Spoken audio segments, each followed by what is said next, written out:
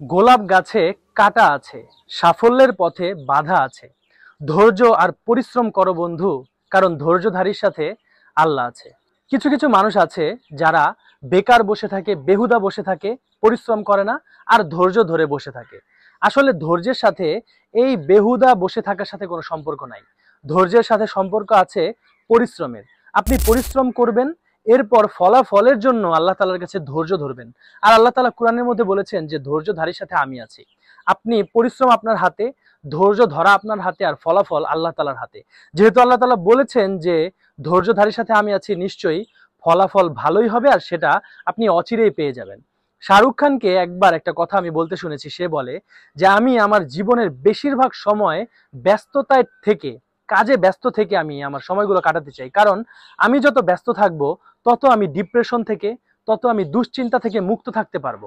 আমি যখন কাজ কাম সেরে ফ্রি বসে থাকি তখন আমার মাথার মধ্যে অনেক রকম দুশ্চিন্তা আসে, যেটাকে আমি একেবারে অপছন্দ করি। এজন্য আমি সবসময় কাজে ব্যস্ত থাকতে চাই।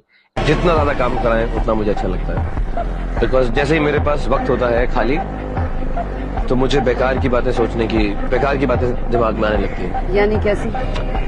Lot of things, all these things that you talk about, I miss my parents, I think of the future, I think of God forbid something, I can't act. सुबह से लेकर शाम तक मैं काम करता हूँ, I spend a lot of energy, और at the end of it all मुझे बहुत खुशी होती है कि मैंने इतनी मेहनत की।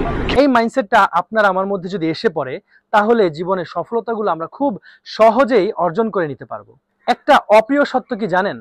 আপনি আজ যদি কোনো কাজ শুরু করেন, কোনো কিছু স্টার্ট করেন, ধরেন কোনো ব্যবসা স্টার্ট করলেন, এইটার ফলাফল মিনিমাম আপনার 3 বছর পরের ফলাফল আপনি দেখতে পাবেন। এইটা হচ্ছে অপ্রিয় সত্য কথা। যেমন আমাদের যে একাডেমিটা আছে, ওই একাডেমিটা প্রায় 5 বছর আগে শুরু আমরা করেছি, তখন আমরা কোনো ফলাফল পাইনি। পরিশ্রম করেছি, ধৈর্য ধরেছি, এবং আজকে যখন 5 বছর চলে একাডেমির, আমরা 2025 সালের বেস্ট অর্গানাইজেশন অ্যাওয়ার্ড পেয়েছি, এবং এটা একটা হিউজ সাকসেস আমাদের জন্য। এজন্য আপনি যদি আপনার কাজ শুরু করতে লেট করেন, তাহলে ভাববেন যে আপনার এই 3 বছর আরো পিছিয়ে যাচ্ছে। আপনি যত দ্রুত কাজ শুরু করবেন, আপনার সাফল্য তত দ্রুত আপনার কাছে ধরা দিবে। যত লেট করবেন, যত অতিরিক্ত প্ল্যানিং করবেন, ততই দেখবেন আপনার সময় লেট হচ্ছে আর আপনার সাফল্য আপনার হাতে আসতে অনেক সময় নিয়ে নিচ্ছে। এজন্য দ্রুত কাজ শুরু করুন এবং মিনিমাম 3 বছর আপনার ধৈর্য ধরে কঠোর পরিশ্রম করে কাজ করে যেতে হবে, তবেই আপনি সাফল্যের মুখ দেখা শুরু করবেন। যখন আপনি কোনো কাজ শুরু করবেন, কোনো কাজে সাফল্যের জন্য ফার্স্ট স্টেপ নেবেন, দেখবেন শুরুর যে পথটা, এটা সবচেয়ে কঠিন। আল্লাহ তাআলা কঠিন কঠিন পরীক্ষা নিবে আপনার কাছ থেকে, আপনাকে এতটা পরিশ্রমী বানাবে, এতটা বাধার মুখে আল্লাহ তাআলা আপনাকে ফেলে দেবে, আপনাকে একেবারে মাটির নিচে পুঁতে ফেলবে। আপনি যদি তখনও ধৈর্য ধরেন, দেখবেন গাছের বীজ যখন মাটির তলে মানুষ পুঁতে দেয়, এটা বিরাট এক সময় বৃক্ষে রূপান্তর হয়, যা থেকে সবাই ফায়দা নেয়।